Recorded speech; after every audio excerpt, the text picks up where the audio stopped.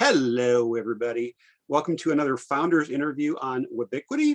Today, I'm joined by Braden Ericson, founder and CEO at Sparrow Charts. Hi, Braden. Thanks for joining. And how are you doing?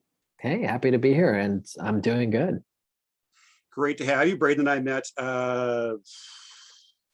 almost a couple months ago now. Yeah, it's been a while. Yeah, isn't that crazy? Twin City Startup Week, 6-7 weeks ago, and that was a great event. You had mentioned earlier that was a great event for you, that you met some great people there, and a lot of attention. Yeah, it was awesome just getting to network with the Minnesota startup community in person and getting a chance to do hybrid events and see people I've met over the last year finally in person, masks still and all, but just still getting to see people in the flesh. I never thought I'd miss it that much. It was another great job by Beta and then in putting that on. So anyway, thanks again for joining. Let's jump right into it. So first off, in just a few sentences, sort of tell us what problem or problems that Sparrow Charts solves, kind of who you solve that for, and what makes Sparrow Charts unique, better, different than what's out there.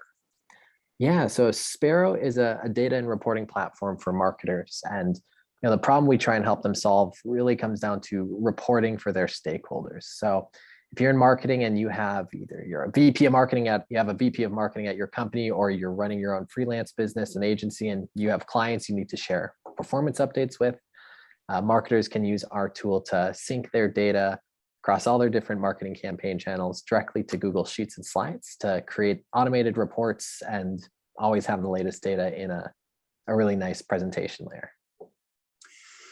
As far as your ideal client, B2B, B2C, doesn't matter? Yeah, it's mostly right now just been a lot of B2B. We've had a lot of usage with small freelancers, one-person shops that are managing a ton of different clients. It seems to be the people that are doing all the marketing work and then also have to do the heavy lifting of creating these reports and trying to automate that process for themselves as much as possible.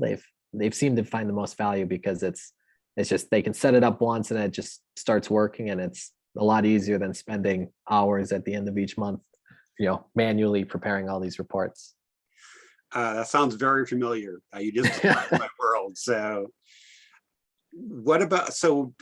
does a company have to be a certain size, or be doing a certain volume, or be using a certain number of platforms, or when does it make sense to implement something like this? It's generally, there's not really a size requirement. It really just depends on the company's workflow and what they're doing today. Some companies have found dashboarding solutions or reporting tools out there that work for their process, and some other larger businesses will hire analysts that manually do this work for their business, and that all works, and it's great. And it's really just comes down to how do you want to spend your employees' time, and how much optimization do you really want to put into your workflow. And so we've had success mostly with those, as I mentioned, those small freelancers and 1 to 5 people teams, because they're usually juggling a ton of activities, and it's really easy just to be able to automate data into spreadsheets if they can. But we're hoping that we can make our product more available to large and small companies. I know there are some other dashboarding tools and things out there. So how is Sparrow Charts different from a Clipfolio or some other tool of that nature? Yeah, so on our website, we do have dashboards to view your data too, but it's definitely not our strong suit. Where we stand out and differentiate is just the ability to sync your metrics directly to Google Sheets, Google Slides, view all your different data sources and your clients' marketing accounts directly from within Google. You could be sending an email in Gmail, and you can pull up your client's workspace and see all their metrics, so you can quickly reference that when you're sending an update. You could be writing a proposal and you want to check out another client's performance. You spin it up there all without leaving Google. So our focus really is just kind of making your data and your client's data, for the freelancers, readily available right there within Google. And we plan to differentiate just through adding more features and capabilities there, and creating new ways to really just streamline reporting. So for people who work in that Google environment, which is a lot of people, Yeah, right. it was really optimized for that. Yeah, and we hope to, we've gotten a lot of feedback that Canva is another tool that people are using to create these presentations. We have heard from some of the larger businesses out there, people that work at, enterprise companies, that they use Microsoft Office and PowerPoint, Excel still. So we're definitely going to look at, integrating with those tools as well. But yeah, I think from the early customers we've been talking to and where we've found the most success so far, it's still a lot of people on the Google Workspace. Excellent, excellent. Just a bit of background, a few quick things about the company. So you're founded. Yeah, we started the company, we being the royal me, we started it in 2019 of September. Any funding rounds or just self-funded? It was mostly self-funded, and then we did a little friends and family round that ended earlier this year. So we've raised a couple $100,000 and just trying to use that to really just find our spot in the market and pick up traction. Got it. And anything you're willing to share about your current size, number of employees, customers, just anything you're okay with sharing? Yeah, right now it's mostly just engineering design. So there's a team of 4 of us total, 3 engineers, 1 product designer, and myself. My background's in software engineering and product management too, so I'm able to help on the development side as well. And then as of 2 months with the latest version of our product, we're at about 600 new users. So it's still small. It's a freemium model, so it's a lot of users still on our free plan, but we're optimizing and trying to increase that conversion rate and all the fun stuff that comes with a freemium SaaS product. Absolutely. So what inspired you to work on or tackle this particular problem? Yeah, so before I started Sparrow, I was a entry-level software engineer out in the Bay at PayPal, and I was working on these marketing tech products out there, and that kind of exposed me to the world of marketing, at least from the software side. And I don't know what it was, but on the weekends I was, instead of resting like every new grad really should be doing, I was hacking away at specifically Twitter's API. And I was fascinated with Twitter. I thought it was so cool. All this data that was readily available that you could just pull and access and just analyze and create charts and do stuff with it. And so, while I was working in the marketing tech space, I was always interested in data analytics and the combination of data with marketing. And so after 3 years of working at PayPal, ultimately the itch got too strong and I decided I needed to go and pursue this. So I started talking to some local marketers, learned that reporting was a pain point in their process still, even with all the tools out there. And I set off and have been focused on that for the last 2 years. Excellent. Yeah, it is. I can verify that is still the case.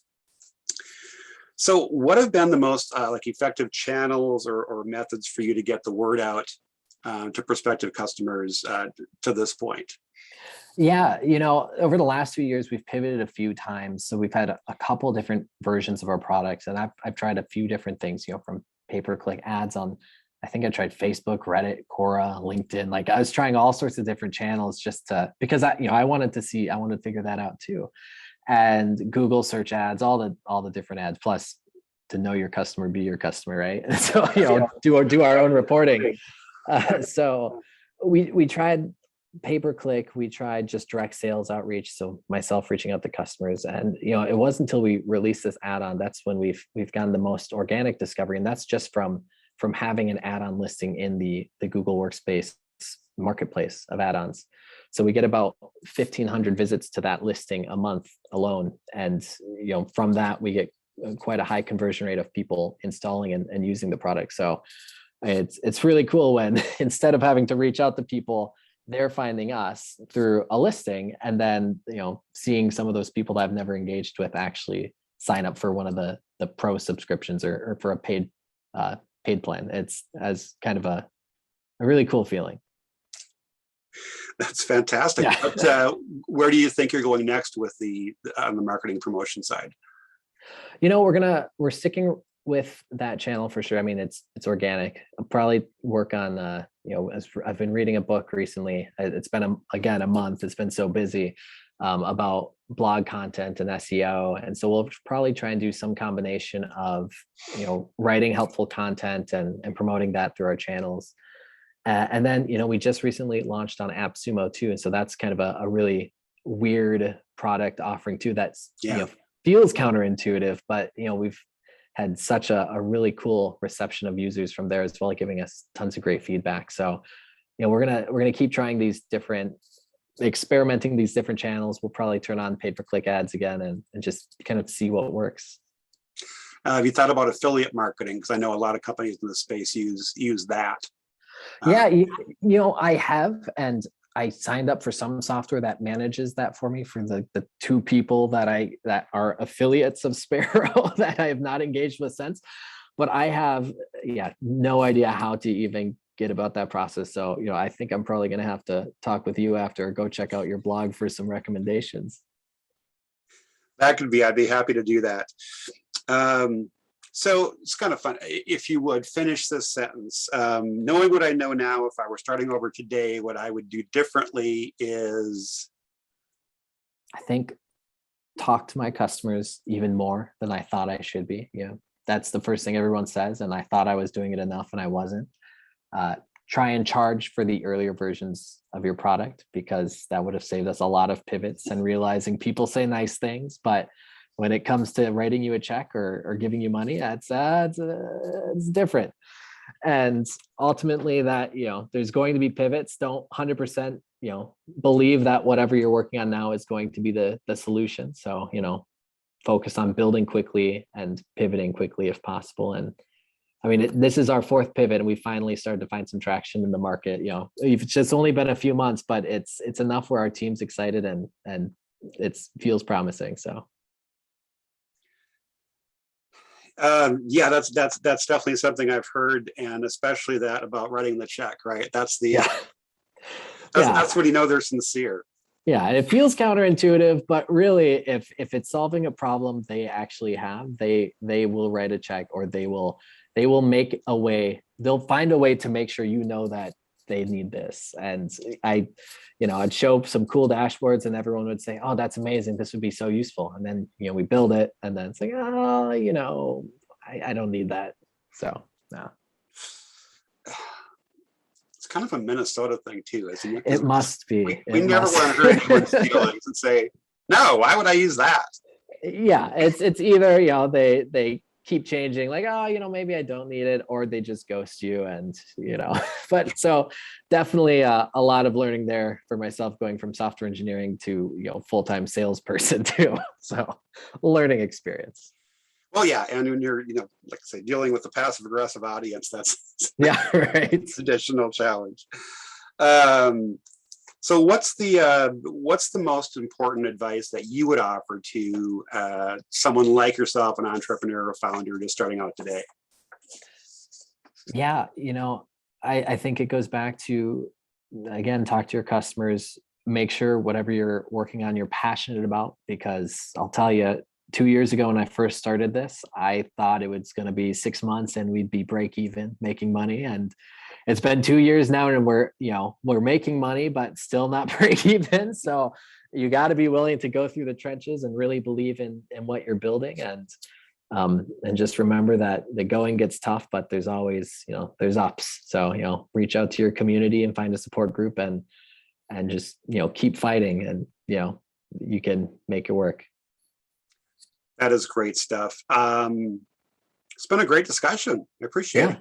So final question, where can people connect with you and how do they learn more about Sparrow? Yeah, so you can learn more about Sparrow at sparrowcharts.com. We have a recently updated marketing content that should give a better idea of what our product is.